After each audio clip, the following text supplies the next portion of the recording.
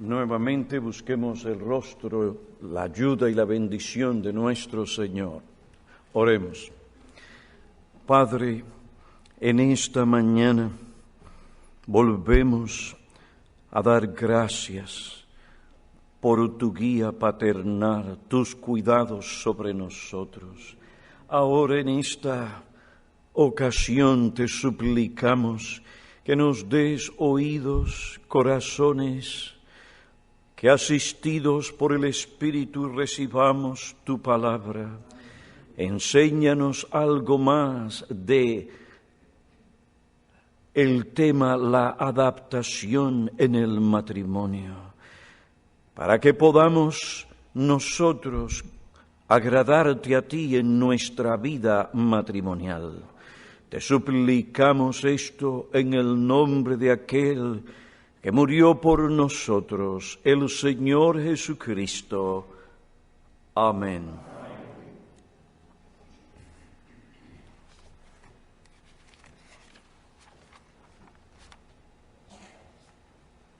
El tema que estamos estudiando es la adaptación y comunicación en el matrimonio. La adaptación y comunicación juegan un papel fundamental en la prevención y solución de los problemas y crisis que generalmente surgen en la vida matrimonial. La falta de esta adaptación y comunicación es lo que muchas veces produce tensión, conflicto, intranquilidad, temor, incertidumbre e infelicidad en el matrimonio. Dijimos anteriormente que la adaptación en el matrimonio significa aprender cómo vivir armoniosamente en cada nivel íntimo de la relación matrimonial. Hay tal cosa como un aprendizaje que se lleva a cabo a través de nuestra vida matrimonial. La adaptación matrimonial debe realizarse no solo en la relación íntima entre los esposos, su diario vivir, sino también en el área de sus respectivas responsabilidades. La adaptación en el matrimonio implica que cada uno de los cónyuges debe cumplir ciertas responsabilidades y ejercer cierto rol. La adaptación en esta área consiste de aprender a cumplir mejor las responsabilidades matrimoniales. Después de considerar el concepto de la adaptación matrimonial, paso en esta ocasión a mencionar los obstáculos comunes que impiden la adaptación matrimonial. Los obstáculos comunes que impiden la adaptación matrimonial. Hay varios obstáculos o factores que dificultan la adaptación en el matrimonio. Alguien podría preguntar, ¿por qué la pareja cuando se casa no goza de una armonía inmediata en cada nivel de su vida matrimonial? Hay 3 obstáculos comunes que impiden que la pareja casada goce inmediatamente de esta armonía.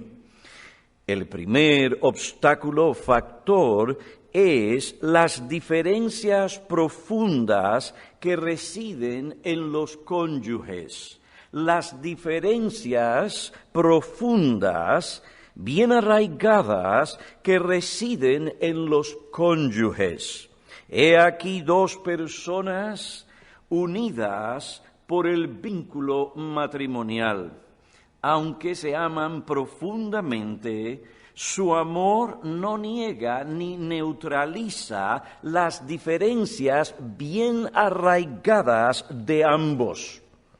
Ahora, ¿Qué cosas influyeron y contribuyeron para que estas personas llegaran a ser lo que son hoy? Lo primero que contribuyó a lo que ellos son hoy comenzó cuando se encontraban en el vientre de sus respectivas madres. Allí se formaron sus básicas características físicas, mentales y emocionales. Durante su infancia, niñez y juventud, cada uno de ellos fue expuesto a diferentes experiencias positivas y negativas que fueron gradualmente formando su carácter. Durante ese tiempo hubieron personas, circunstancias diferentes que marcaron y posiblemente afectaron la vida de cada uno de ellos en diferentes maneras. Cada uno de ellos tuvieron experiencias distintas, pues se criaron en hogares diferentes. Las experiencias de él en ciertos tiempos de su vida fueron experiencias distintas a las que ella vivió. Probablemente cada uno de ellos fue criado con una perspectiva diferente sobre el uso del dinero, sobre el trabajo, las deudas, la educación, la manera de afrontar los problemas y la vida. Uno se crió en un hogar dividido, en un ambiente donde se mostraba poco afecto o donde se le consentía muchas cosas que no eran saludables. El otro procede de un hogar muy unido, donde es algo natural mostrar mucho cariño y afecto. En este hogar las relaciones eran más importantes que las cosas materiales. A todo esto tenemos que añadir que hay diferencias de sexo. Él es hombre y ella es mujer. Hay diferencias fisiológicas, psicológicas, emocionales, intuitivas, sexuales y sociales. La mujer tiende a ser más personal que el hombre, tiene un interés más profundo en la gente y cómo éstas se sienten. En cambio, el hombre tiende a preocuparse más por asuntos prácticos. La estructura esquelética del hombre es diferente a la estructura de la mujer. Su capacidad para la fuerza bruta generalmente es mayor que la capacidad de la mujer. La mujer, según el lenguaje de Pedro, es como un vaso frágil. Su cuerpo físico generalmente es más débil. Todas estas cosas y otras han contribuido a lo que cada uno de ellos es hoy. Ahora, por medio del vínculo matrimonial, estas personas con trasfondos, familias, experiencias, características hereditarias e influencias diferentes llegan a ser una sola carne para convivir juntos o para convivir el resto de sus vidas. ¿Pueden ustedes imaginarse lo difícil que será para estas personas convivir armoniosamente? A la luz de estas diferencias y realidades, se dan cuenta que muchas de las tensiones, fricciones, malentendidos y conflictos en el matrimonio se deben a estas diferencias bien arraigadas que residen en los cónyuges. Ahora, a pesar de todas estas diferencias, tienen que convivir armoniosamente. Por otro lado, hay muchas cosas en sus vidas que han contribuido a lo que ellos son, que no se manifestaron al principio de su vida matrimonial, sino hasta después de muchos años de haberse casado. En ese tiempo surgirán circunstancias que revelarán ciertas actitudes que ninguno de ellos había observado en su persona o en su cónyuge. Una mala experiencia que vivió uno de ellos puede llevarle a reaccionar en el presente en una manera no esperada. Esto puede traer tensión y conflicto en el matrimonio. Por ejemplo, unos amigos invitan a su hijo de 15 años a jugar béisbol en el parque. La esposa, habiendo pasado por la experiencia terrible de ver un joven pasar por una experiencia difícil, donde fue seriamente herido, sufrió gran daño físicamente al jugar béisbol. De repente, esta madre, al oír la invitación que se le ha extendido a su hijo, se siente agitada, atemorizada, preocupada. Ella no quiere que su hijo salga a jugar béisbol con sus compañeros, porque teme que le pase a su hijo lo mismo que le sucedió a ese otro joven. En cambio, el esposo no ve ninguna razón objetiva para no dejar que su hijo salga con sus compañeros al juego. Ante esta realidad, el esposo le dice a su esposa: debemos dejar que nuestro hijo salga con sus amigos a jugar béisbol. Él es un joven cuidadoso. Sus amigos son personas precavidas, no son jóvenes incautos. Aunque su esposo le dice estas cosas, la esposa sigue insistiendo que no debe ir. El temor le controla. Aquella experiencia del pasado es como si ella la estuviera viviendo. Y en el presente le controla. Esta experiencia de antaño le dejó una huella tan profunda en su corazón que todavía le afectaba. Pero esto no se conoció sino hasta después de ciertos años de ellos haberse casado. Estas circunstancias revelan una fobia que ni aun ella sabía que tenía en su corazón. Estas reacciones, ahora en el presente, después de muchos años, crean tensión y conflicto en su matrimonio.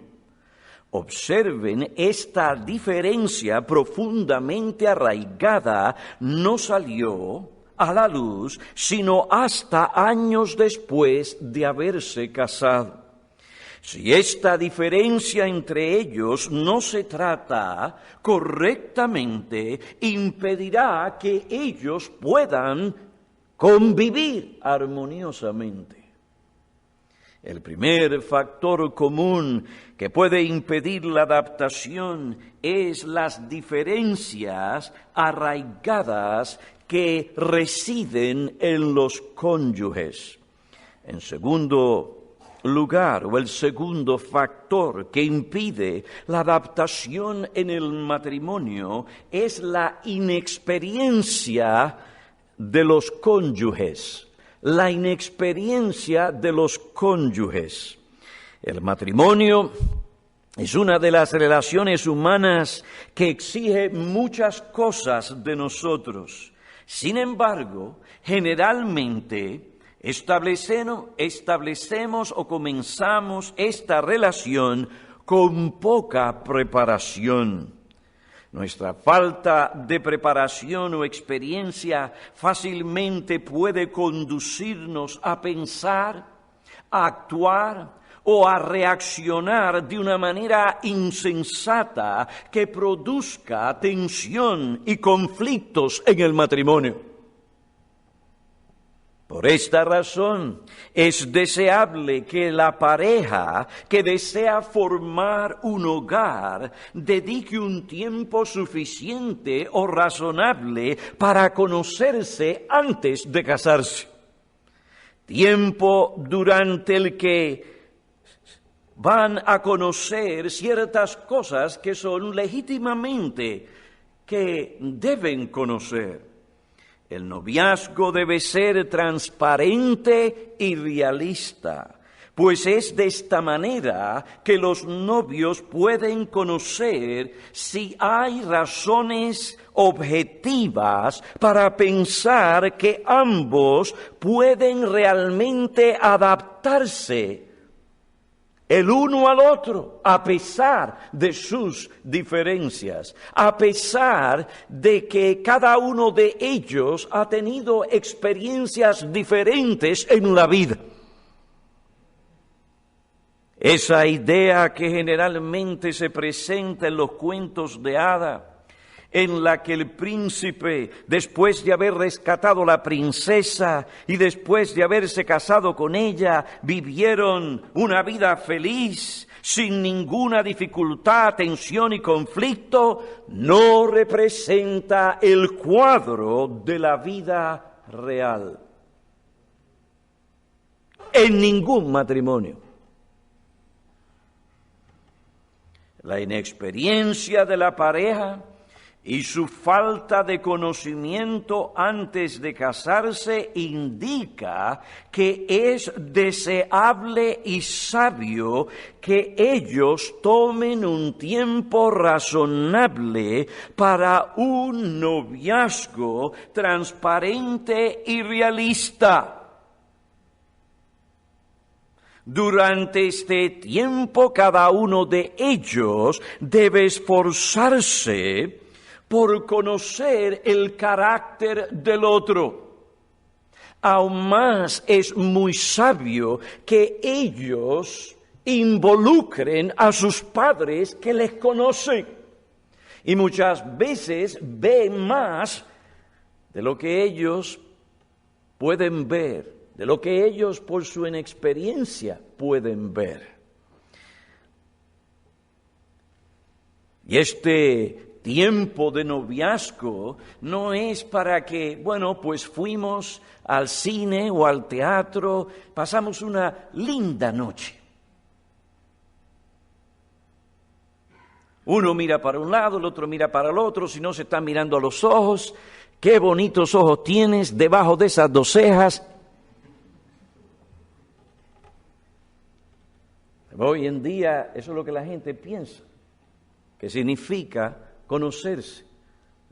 No se trata de unirse o reunirse para hacer cosas que comúnmente se hacen en la vida, para trabajar juntos en algún proyecto, para estar juntos y haber una relación entre los demás miembros de esa familia.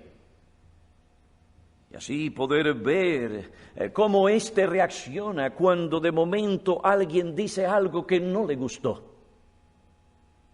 Cómo esta persona, en el trato normal con sus padres, ¿cómo los trata? ¿Cómo trata a su mamá? ¿Cómo trata a su padre? Porque te garantizo que así como trata a su madre y a su padre, también te va a tratar a ti. Es cuestión de tiempo. No, pastor. Esa no es la voz de la inexperiencia.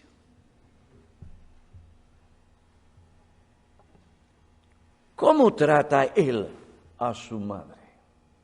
¿Qué tipo de relación realmente tienen? ¿Cómo ella se dirige a su padre? ¿Qué relación tiene? ¿Es una joven que le gusta pelear con su padre?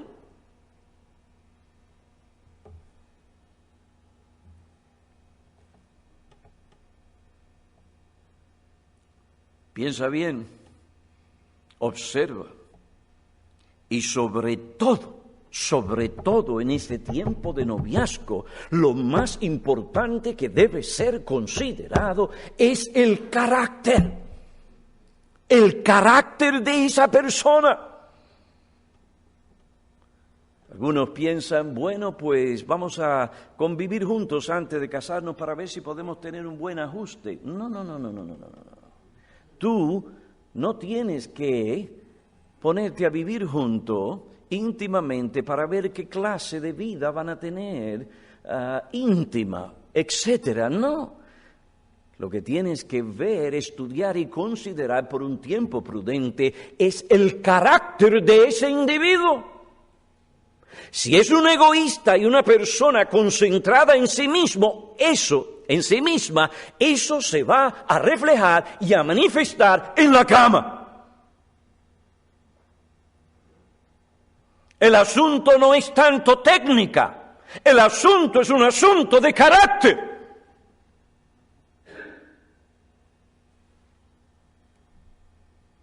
Es un hombre que ha aprendido a negarse a sí mismo, a pensar en otro, a no dejarse llevar por las condiciones en que se siente, a no dejarse llevar por sus sentimientos. Si eso es Él hoy, eso Él será contigo mañana. No, pastor. Ok.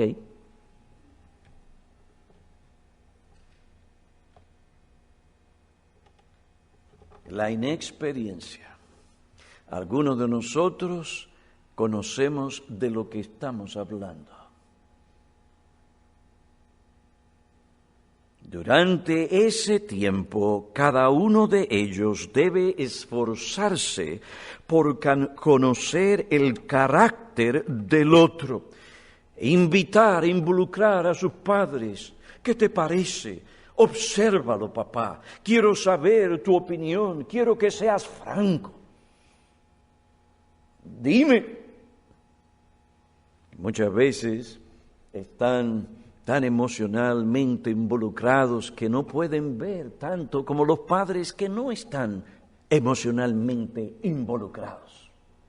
Necesitamos la ayuda de esos padres que son sabios, que conocen las Escrituras, y aún más de nuestros pastores, para que nos ayuden. Pastor, he encontrado en este tiempo de noviazgo que él es así. Bueno, ¿necesariamente eso indica que no deben casarse? No. Pero sí dice que hay cosas con las cuales hay que trabajar antes de que se casen. Y la persona, si es mujer, tiene que pensar bien. Puede ser que el individuo tenga cierto progreso y que tal vez de un 20 en progreso lo podamos llevar a un 50. Ella entonces tiene que decirse, ¿puedo yo vivir con ese 50% el resto de mi vida si ese hombre no llega a cambiar?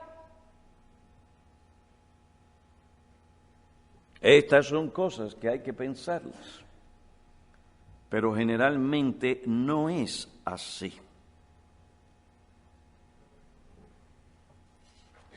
Durante ese tiempo, cada uno de ellos debe esforzarse por conocer el carácter del otro. ¿Qué enseña la Biblia acerca del carácter? Pastor, yo en esto estoy como medio ciego aquí, no conozco mucho de estas cosas, pastor. Bueno, agarra varios libros y considera lo que esos libros enseñan acerca de lo que es el carácter varonil, el carácter de un hombre según la voluntad de Dios, el carácter de la mujer según lo que enseña la palabra de Dios. Y de ahí vas a poder evaluar la situación, la relación. Considera sus patrones de vida, hábitos arraigados, las diferencias que hay. Si la pareja está casada, entonces debe indagar para ver si sus conflictos presentes se deben a su inexperiencia o falta de conocimiento sobre su cónyuge. Probablemente hay áreas en su vida en las que no muestran madurez. Es necesario reconocer esa inmadurez, identificar el problema, para que por la gracia de Dios y su palabra puedan adquirir el conocimiento, el consejo y la capacidad que les ayudará a hacer los ajustes o la adaptación necesaria. La falta de conocer bien al otro puede llevarnos a herirlo, a agitarlo o a exasperarlo innecesariamente. La insensibilidad también puede crear tensión y distancia entre los cónyuges. La Biblia dice: no es bueno para una persona carecer de conocimiento, el que se apresura con los pies peca. Pedro manda al esposo a convivir con su esposa con conocimiento o de una manera considerada, sensible. Esto requiere conocimiento y gracia. El esposo debe esforzarse por conocer a su esposa. Este conocimiento, junto a la aplicación correcta de la enseñanza de la palabra de Dios a su vida matrimonial, les permitirá a estas dos personas convivir armoniosamente. El primer factor común que impide la adaptación en el matrimonio es las diferencias arraigadas que residen en los cónyuges. El segundo, su inexperiencia o falta de conocimiento o falta de preparación. El tercer factor común que impide la adaptación matrimonial es la presencia del pecado remanente. La presencia del pecado remanente. Aunque los creyentes que se casan han sido salvados del dominio totalitario del pecado, esto no significa que han sido librados de la presencia del pecado. La salvación del dominio del pecado librará al creyente de la esclavitud al pecado, para que éste ahora pueda servir, amar, adorar y obedecer a Dios. Antes de esa obra de santificación definitiva, obrada en esa persona por el Espíritu de Dios, esa persona era esclava del pecado, servía al pecado, por más decente que fuera, era esclavo del pecado. Su amo era el pecado. Y todo lo que hacía, lo hacía en ese ámbito. Cuando Dios le salvó, Dios le rescató de esa situación, le libró del dominio del pecado, colocó su espíritu en el corazón de esta persona, para que esta persona ahora tenga poder para obedecer a Dios, poder para tratar con el pecado. Ahora el pecado ya no tiene el dominio que antes ejercía sobre él o sobre ella. Ahora esta liberación no erradicó el pecado totalmente del corazón. Todavía en el creyente hay un remanente de pecado que mora en él. Y este pecado sigue tratando de ocupar el lugar que antes tenía como amo y señor del corazón y de la vida. Pablo habla de esta realidad en Romanos capítulo 7, versículo 18, donde dice, porque yo sé que en mí, es decir, en mi carne, no habita nada bueno, porque el querer está presente en mí, pero el hacer el bien no, pues no hago el bien que deseo, sino que el mal que no quiero, eso practico. En Gálatas capítulo 5, versículo 7, Pablo habla del conflicto que hay entre la carne y el espíritu. Y esto no cesa porque simplemente ustedes se aman o simplemente se casan, no. Dice el apóstol, porque el deseo de la carne es contra el espíritu, y el espíritu es contra la carne. Pues estos se oponen el uno al otro, de manera que no podéis hacer lo que deseáis. Este pecado remanente no desaparece cuando el creyente se casa, no toma vacaciones cuando uno está con aquel ser que ama. Pronto se manifiesta, pronto se revela, pronto afecta esa relación. Generalmente hablando, uno no conoce el manantial de corrupción que todavía mora en su corazón hasta que se casa. Generalmente hablando, uno no conoce el manantial de corrupción que todavía mora en su corazón hasta que se casa.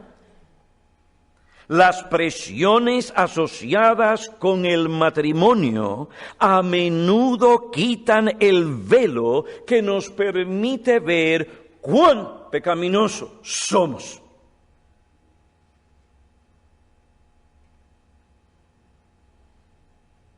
¿De dónde procede el orgullo que no nos deja admitir que nos hemos equivocado?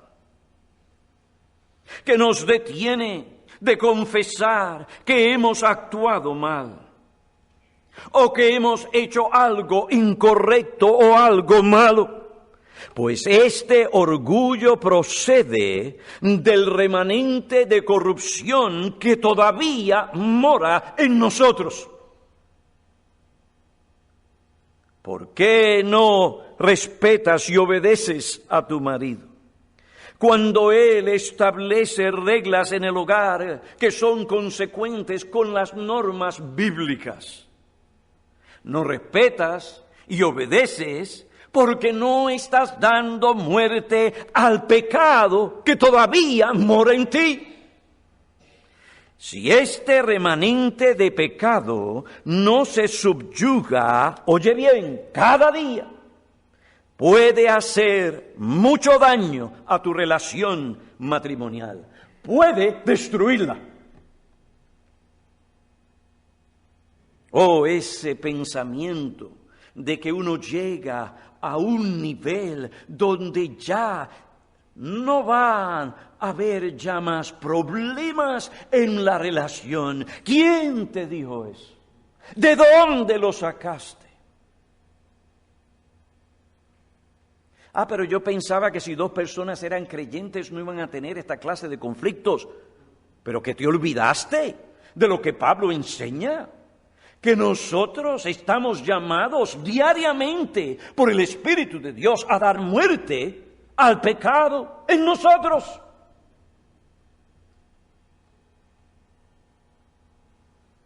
Oh esposo, esposa, oye las palabras del apóstol Pablo. Romanos 8, versículo 12 y 13. Así que, hermanos, somos deudores, no a la carne, para vivir conforme a los deseos dictados de la carne. Porque si vivís conforme a la carne, habréis de morir. Pero si por el Espíritu hacéis morir las obras de la carne, viviréis.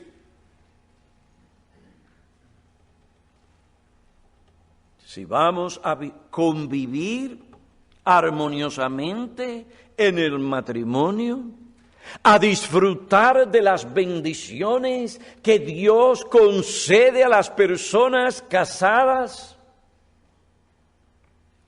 tenemos que dar muerte al pecado. Hay que tomarlo en serio. Y no es que lo hice ayer o la semana pasada, es continuamente. ¿Cuál es la raíz de ese espíritu soberbio que no quiere hacer los cambios necesarios para lograr la adaptación que traerá armonía y tranquilidad a tu vida matrimonial? Este espíritu soberbio procede de la corrupción remanente de tu corazón. ¿Qué está detrás de esa insensibilidad y egoísmo que en asuntos de preferencia no quiere ceder? No quiere bajar un poco los cristales del automóvil para moderar la temperatura dentro del auto, para que el cónyuge pueda sentirse cómodo.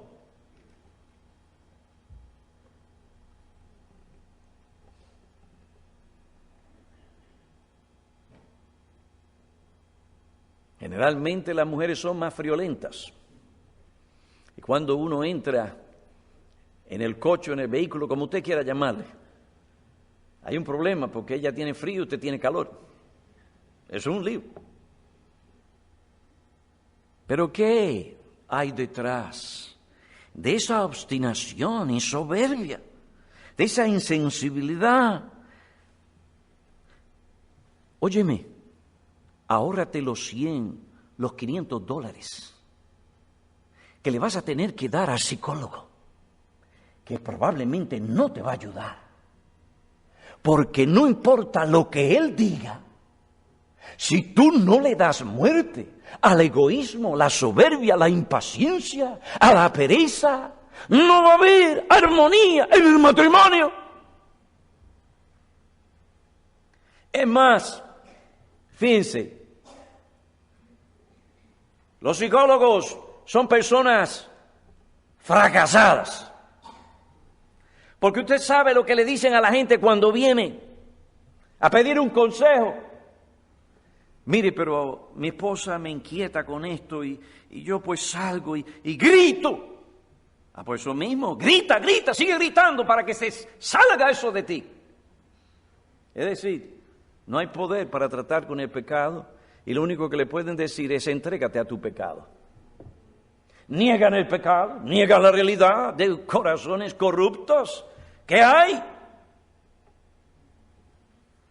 Pero la Biblia es realista.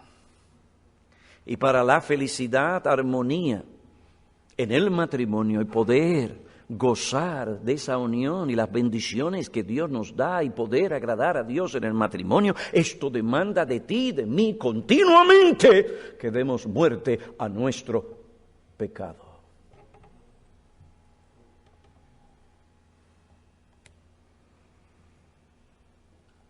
¿Qué está detrás de la obstinación del esposo que no quiere que la esposa pinte la cocina a su gusto, sino que quiere hacerlo como él desea?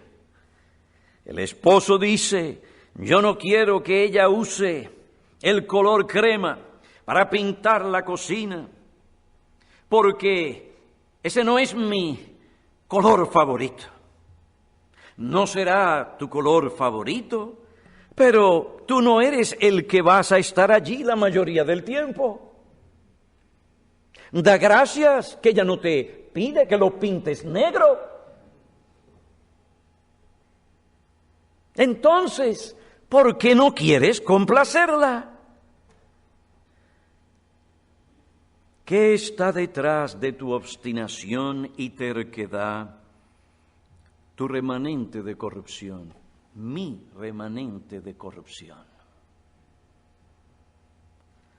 La raíz de tu amargura, enojo, ira, celos, falta de misericordia se encuentra en tu corrupción remanente. Tu renuencia a perdonar o a pedir perdón cuando has hecho algo que está mal se debe a que no estás dando muerte al pecado de orgullo en tu corazón. Eres bien hombre para hacer lo que no debes hacer, pero qué poco hombre eres para pedir perdón. Como que se traba como que la lengua se le traba a uno y como que uno siente algo aquí. Este pastor está hablando de su experiencia. Sí, de mi experiencia. Pero hay que darle muerte al pecado. ¿Cómo miramos al cielo? Si entendemos que hay algo entre nosotros que no se ha tratado bíblicamente. No, hermanos, la diferencia, como decía J. Adams, de un matrimonio cristiano y uno que no es cristiano, no es que no haya pecado, es que el matrimonio cristiano conoce que hay pecado, lo reconoce, lo identifica y trata por la gracia de Dios el pecado como Dios dice que tenemos que tratarlo. Y cuando lo hacemos podemos hacer esos cambios y esa adaptación que nos permitirá disfrutar de la compañía de nuestro cónyuge y de aquellas bendiciones que Dios tiene para nosotros en el matrimonio. Si la pareja no le da muerte al pecado, que aparece por su corrupción irremanente, no podrá convivir armoniosamente, no podrá honrar a Dios en su matrimonio. No importa cuántas pastillas o cuántas cosas consuman, si no se le da muerte a la corrupción y al pecado, no podrá haber tranquilidad, paz y armonía en el matrimonio.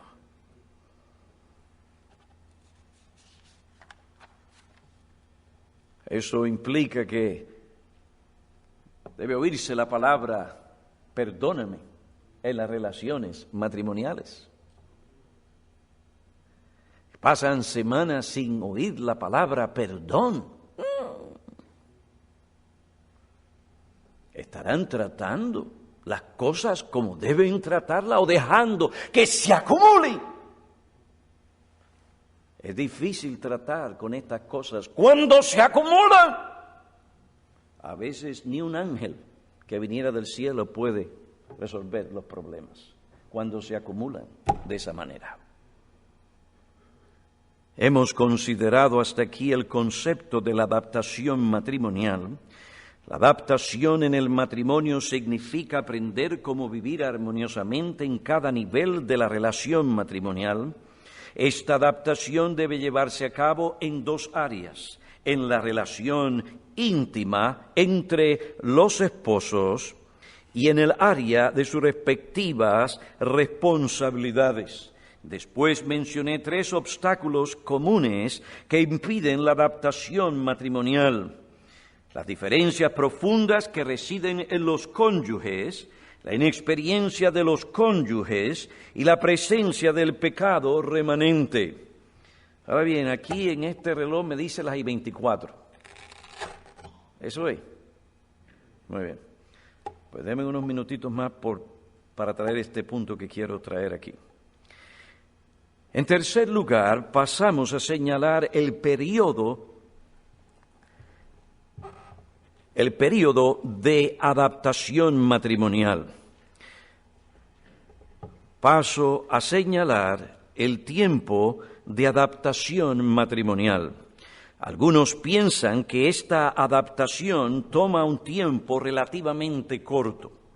Tal vez otros podrían decir que el tiempo de tal adaptación depende de mucho de los cónyuges y de sus circunstancias.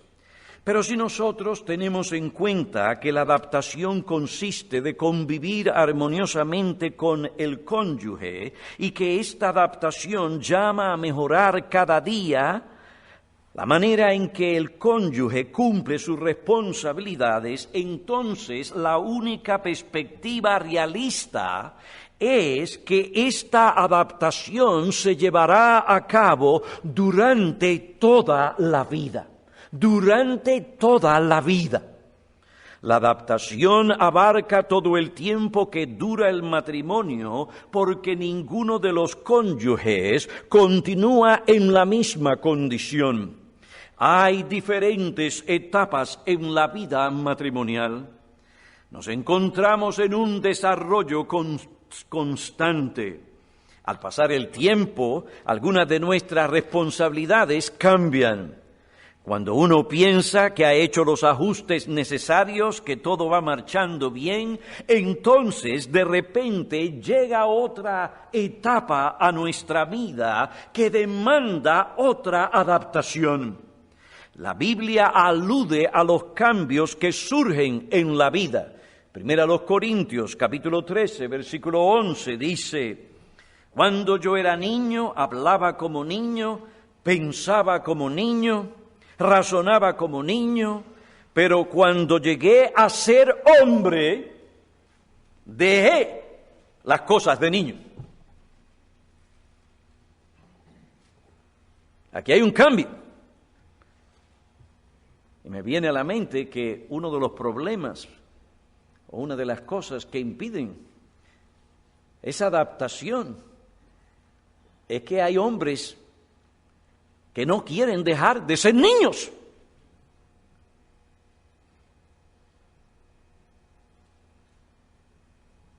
Cuando yo era niño, hablaba como un niño, pensaba como niño, razonaba como niño, pero cuando llegué a ser hombre, dejé las cosas de niño. Al principio de tu vida matrimonial, tú eras el centro de la atención de tu esposa. Su vida giraba alrededor de tu persona. Pero cuando llegó una criatura encantadora, fruto de tu unión amorosa, de pronto la atención de tu esposa se concentró en este pequeño niño que demanda mucha atención y cuidado. Ya tú no eres el príncipe encantador que recibes toda la atención.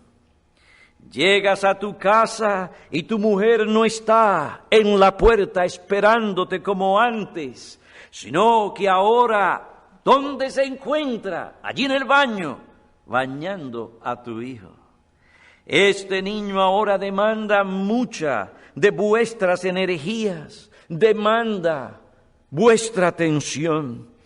Esta nueva etapa demanda otro ajuste en tu vida matrimonial. Entre el atender al niño y otras cosas que deben hacer, tienen que tomar tiempo para seguir cultivando la relación matrimonial. Pero esto ahora no es tan fácil como antes, pues ahora tienen que dedicar tiempo a otras responsabilidades. Cuando el niño crece y parece que ya ha llegado cierta normalidad, ya va al baño él solo.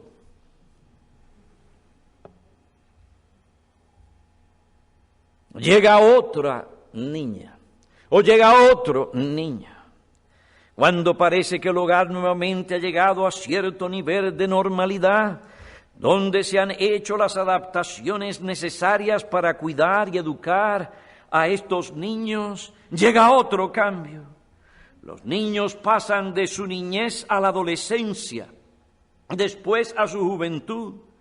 Todo esto requiere más ajustes. Cuando parece que se han acostumbrado a esa nueva etapa, entonces llegan los buitres, o como mi íntimo amigo dijo, el águila. Y yo me puse a pensar, el águila. Usted sabe que el águila cuando ve la presa, o lo que va a agarrar, lo ve con un ojo, mire. ¿Tú no has visto ese muchacho cuando ve una muchacha bonita o algo así? Se le van los ojos. Y está estudiando el águila lo que va a hacer. Y allá se la llevó.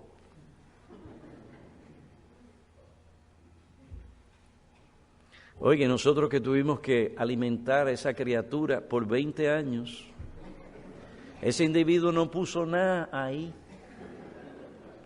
Después viene y se sienta, usted tiene que darle comida también.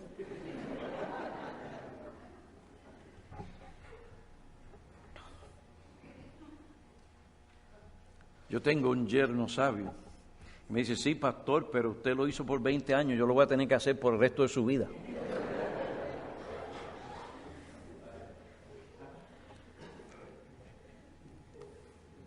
Me mató ahí.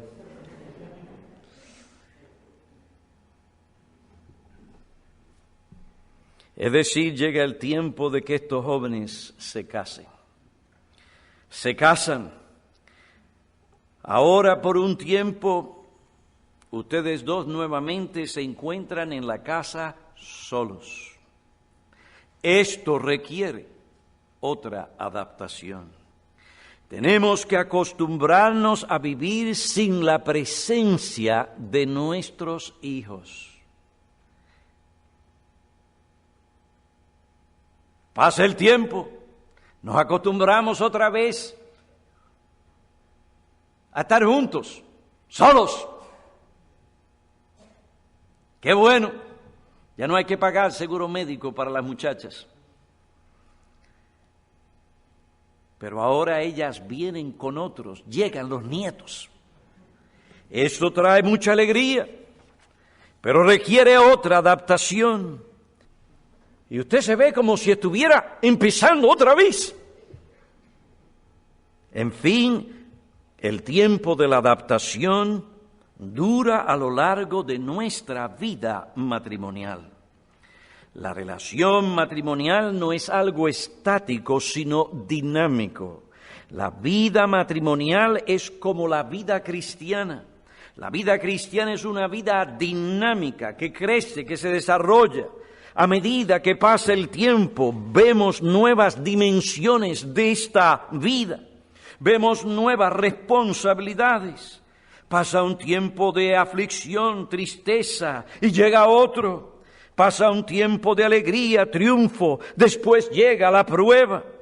Al pasar el tiempo nos damos cuenta que no tenemos la misma fuerza, la misma agilidad que antes teníamos. Esto es lo que sucede en nuestra vida matrimonial. Por tanto, siempre tendremos que hacer otros ajustes. Ahora, algo que debe animar nuestros corazones es la verdad que cada adaptación que hacemos nos prepara para poder adaptarnos a otros cambios en nuestra vida matrimonial.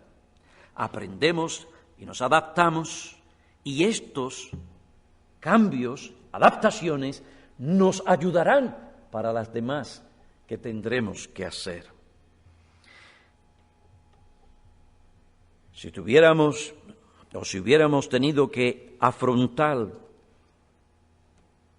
alguna crisis al principio de nuestra vida matrimonial, tal crisis, sin esa experiencia de adaptarse, que haya tal crisis nos hubiera atrofiado. Pero en esto se cumple la promesa divina. No os ha sobrevenido ninguna tentación o prueba que no sea común a los hombres, y fiel es Dios, que no permitirá que seamos tentados o probados más allá de lo que podáis soportar, sino que con la tentación o la prueba proveerá también la vía de escape, a fin de que podáis resistirla. Qué bueno, maravilloso, misericordioso es nuestro Dios. Que el Señor pues nos ayude a aplicar estos principios, esta enseñanza, y que de esta manera podamos desarrollar una buena relación en el matrimonio que perdure a través del matrimonio. Oremos. Padre, nuevamente te damos gracias por la enseñanza de tu palabra y la provisión que tú has hecho para nosotros, para que podamos nosotros convivir armoniosamente, cada uno de nosotros, en el matrimonio. Gracias, porque en Cristo tenemos el poder para dar muerte al pecado que destruye tantas relaciones y aún la relación matrimonial. Te suplicamos que tú seas de una manera especial con tu siervo al presentar el Evangelio, que aquellos que han escuchado esta enseñanza puedan ver que necesitan a Cristo como Salvador y Señor de sus almas. Ven pues y obra en nosotros, perdónanos, porque muchas veces no hemos hecho lo que debíamos haber hecho. Y ha habido conflicto y tensión que no hemos tratado como tú nos enseñas en tu palabra. Hemos querido dejar que el tiempo pase cuando era nuestra responsabilidad hacer los cambios y las adaptaciones necesarias. Perdónanos por el mal ejemplo que hemos sido a nuestros hijos, y aun cuando esto se ha visto en la iglesia, te suplicamos que la sangre de Cristo nos limpie de todo pecado y que podamos, animados por tu promesa y animados por la enseñanza, a seguir trabajando en nuestra relación, con nuestra relación matrimonial, para que te glorifiquemos a ti. Ven pues sobre nosotros hoy de una manera especial y ayúdanos a adorarte en espíritu y según tu verdad. Te lo suplicamos en Cristo. Amén.